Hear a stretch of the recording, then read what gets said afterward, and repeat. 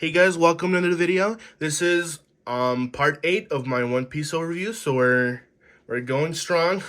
We're already in part 8 and 40 volumes in. So today I'm going to be going over the first half of Enya's lobby.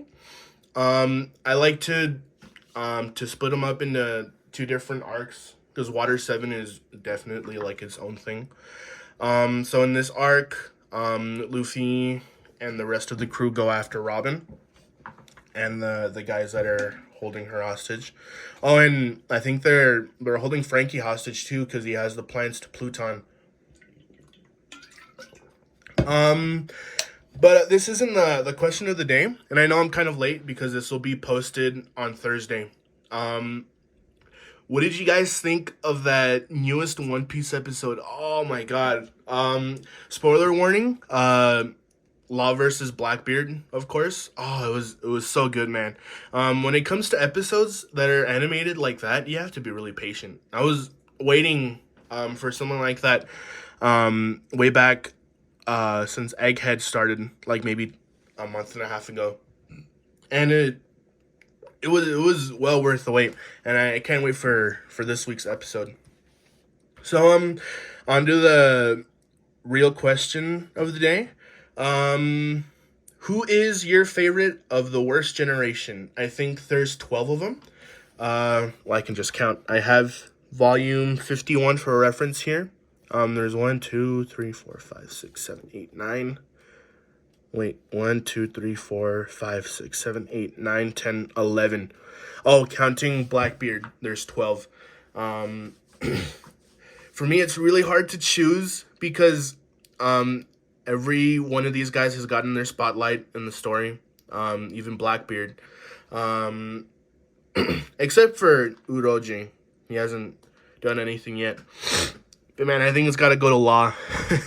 Law is a really cool character, and I didn't like him very much at first. I was like, "What's up with this character? What's the big deal with this guy?"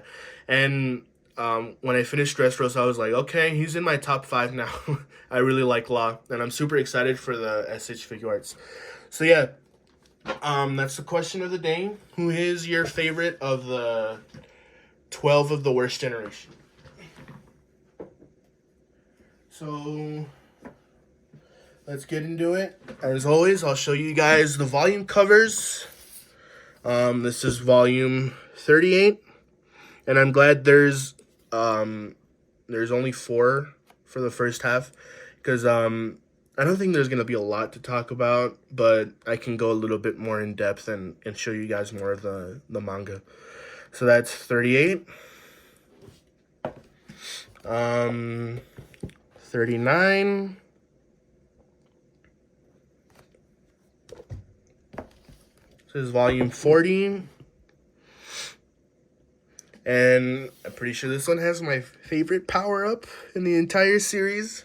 I love Gear 2nd, man. Right after Gear 5, of course. But Gear 2nd was such a cool scene. And then there's volume 41. Oh, man. I don't want to get to Robin's backstory. It's so, it's like a punch in the gut, man, every time I go back to it. All right, so let's get into it. Starting off with volume 38. Let's see where we left off on. It's really difficult to see the relationship between Iceberg and Frankie because they're like brothers almost, and you can see here that Iceberg does really care about Frankie. But yeah, Spandam, man, I hate this guy. It was so satisfying to see Robin beat down Spandam at the end of Enya's lobby. So yeah, they find out that Robin didn't actually betray them. She's doing this for their safety. And it's so crazy how even now I think Robin, with her skill of reading the poneglyphs, I feel like right next to Luffy, she is the biggest threat to the government. I mean, they gave a kid, an 8-year-old kid, an 80 million bounty, 80 million berry bounty. And this was hilarious. Zoro and Luffy getting stuck between these buildings, and that huge hurricane that's coming towards them.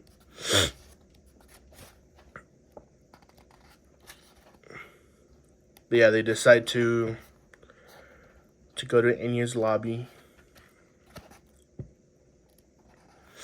And Sanji gets a spotlight here for the first time in a while. I really like Sanji's fights, especially his big fight in Enies' lobby. Oh, I love that fight. I think that's still my favorite fight. Like, it's so crazy to me how every one of the Straw Hats gets like an insane power up, or like an insane power up / character moment, and Luffy gets the most. I feel like, obviously because he's the main character, but yeah.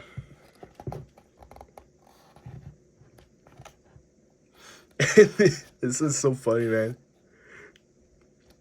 Where's that scene where Luffy asks Zoro what happened to him? And I like the one from the dub where Chopper goes, Zoro got stuck in a chimney. That was hilarious.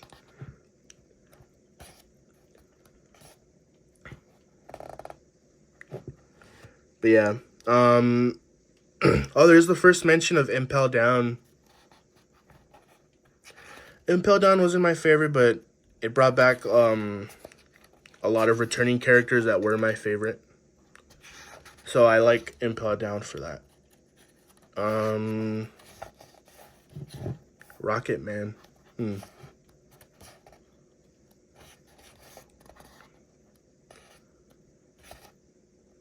Oh, that's the name of the train. I thought they were doing a reference to Elton John or something. I was like, Rocket Man. But yeah, they get on the train named Rocket Man and head off to Enya's lobby. Oh, and Usopp tagging along with them, and Luffy being so stupid he doesn't realize it's Usopp. Oh, this scene was really cool. Like a combo between Luffy and Zoro. I really wish they did that more often. This was cool. Gum 300-pound cannon. That's a cool move.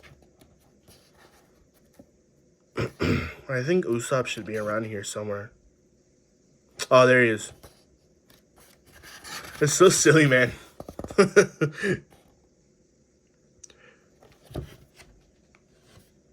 Usopp.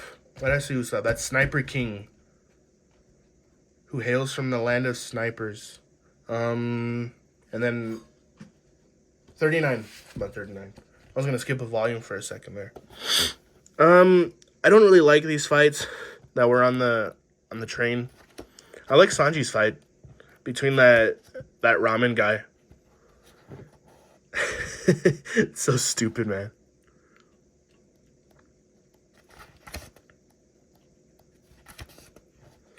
But yeah, I have a lot more time, so I'll just be showing you guys like the art and stuff because I really like the art.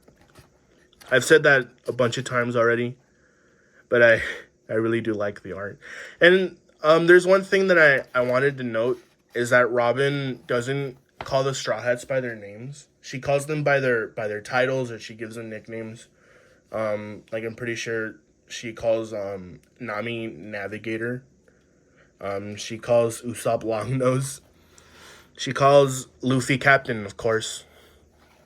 And it just shows that she hasn't exactly like she hasn't exactly gotten attached to them and joined the crew officially.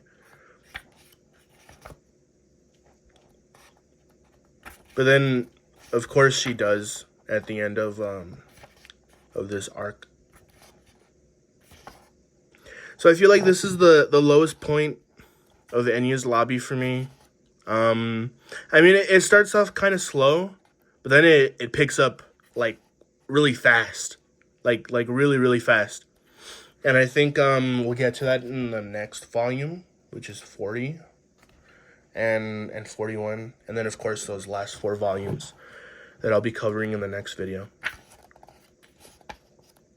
And I feel like I think this is a general consensus in the community, but I really like Frankie pre-time skip. He just had a really interesting design.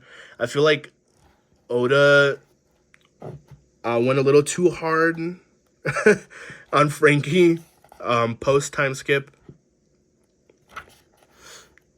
But yeah, it's just a simple design. It looks goofy enough to be interesting, and he's really strong. I know it doesn't make sense, but I feel like Frankie got weaker post time skip. And I like this scene a lot, where Usopp, he definitely has his problems with Luffy, but he himself still has faith in Luffy, and wants to share that with Robin.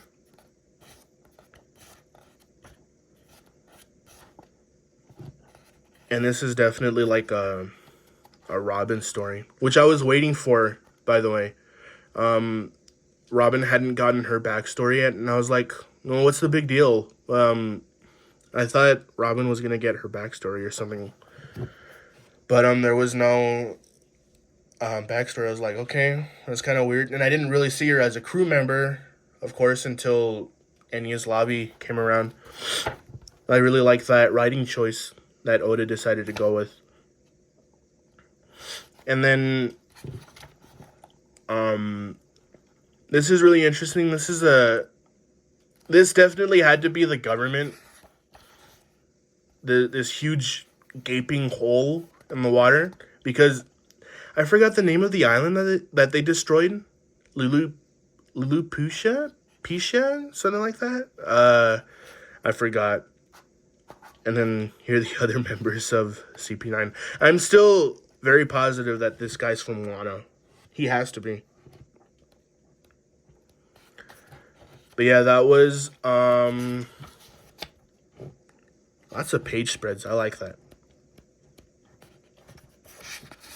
There's another one, wasn't there? Oh no. But yeah, that was volume 39. So let's go on to volume 40.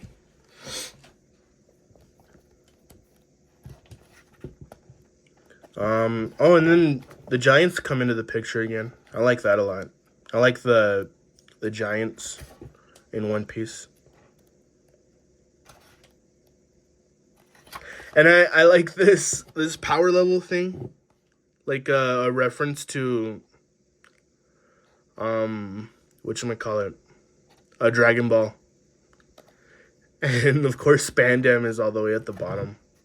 He has like a power level of 8 or something, I think.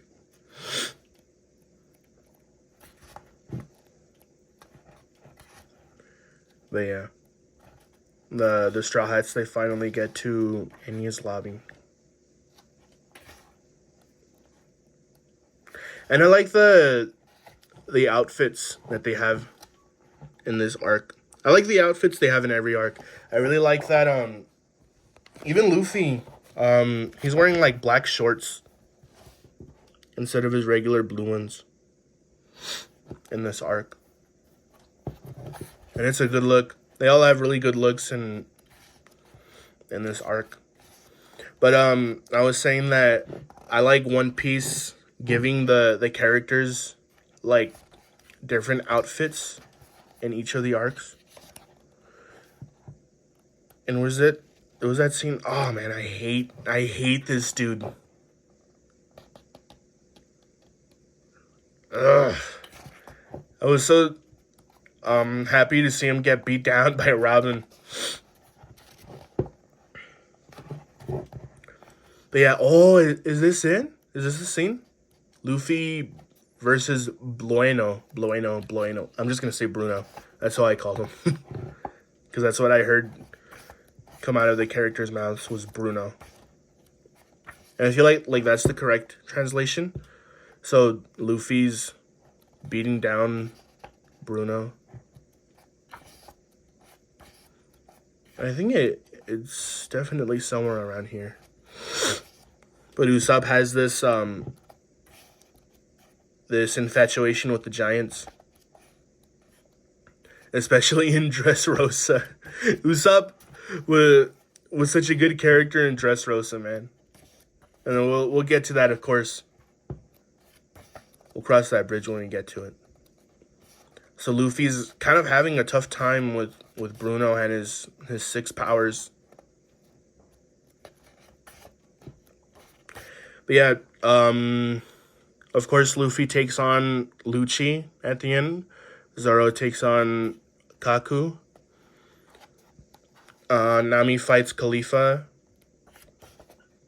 Chopper fights the samurai guy, Zoro. I already said Zoro. Sanji fights Jabra. And then Frankie fights... Oh, I forgot the guy with the zipper mouth. But yeah, oh, there it is, man. I feel like this is my... Oh, I don't know. It's tough between Gear 2nd and Gear 5. They're both really good, but I think this is it. This is my favorite power up in the series.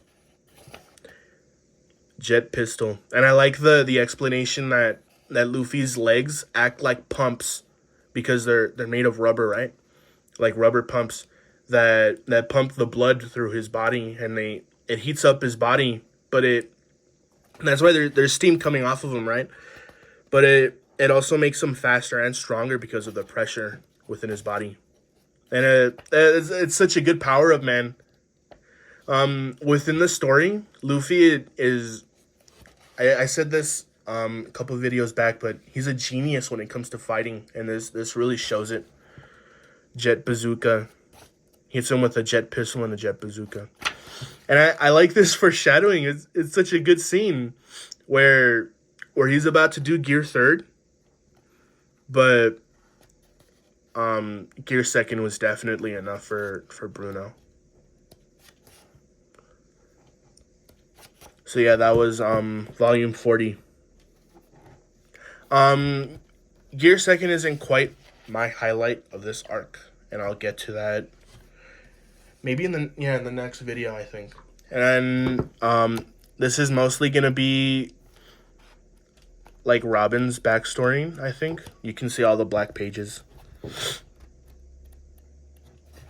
Yeah, I'm gonna touch on that for this volume. And I really wish they showed us how Robin got a hold of her devil fruit. Obviously she ate it. My guess is that she just ate the fruit without knowing what it was. But yeah, Robin as a little girl was living on O'Hara, where the scholars here were studying the poneglyphs and trying to decipher the 100-year void. And of course the government doesn't want that. Who knows why, right? It still hasn't been revealed what happened during those 100 years that the government wanted people to forget. But that's what Robin and the other scholars were doing. And she comes across Saul, who... It's such a good scene, man, where he teaches her how to laugh. Is it somewhere around here? I don't think so. Right here. I really like that scene. And it makes it even tougher. Well, spoiler warning, Saul is alive.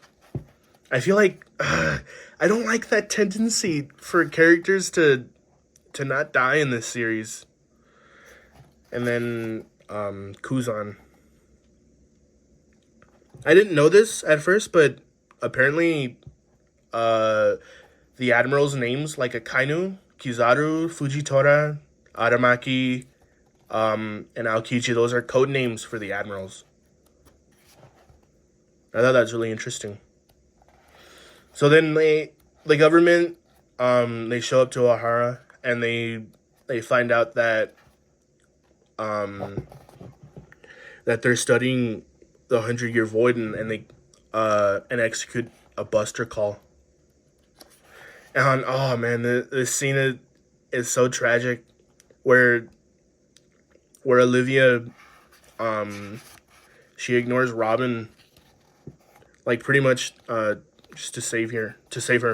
Olivia, I'm just gonna call her Olivia. But yeah, I feel like Robin has right next to Chopper, maybe she has the toughest backstory.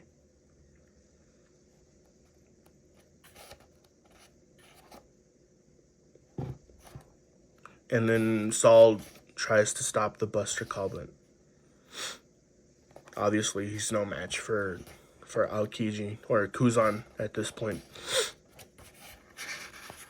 And Saul, right before he dies, dies, he tells Robin to live, that she'll definitely find friends who will fight for her and defend her. And it's so vile that they give this little kid an 80, is it 80 million? 79 million berries on her head. It's just, the government is so cruel in this series. Oh, is it in this volume? Dude. This is such a good scene.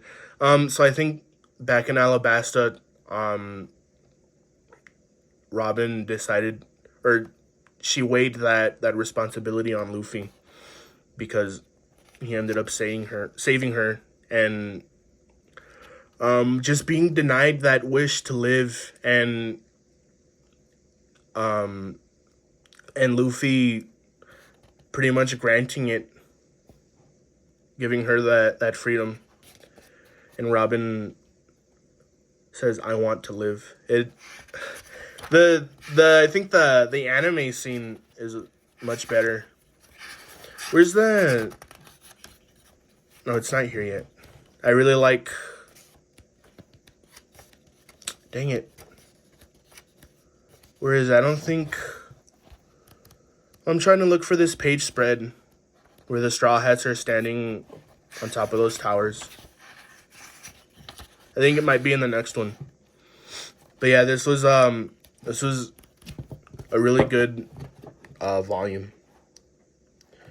Robin's backstory is a really good addition to the story, but man, it's so tough to get through. But yeah, that was the first half of Enies Lobby. There was a lot to talk about. Definitely CP9, Luffy's new power-ups, and Robin's backstory. And my highlight of this arc definitely has to be Robin declaring her wish. So yeah, that was part 8 of my One Piece overview series.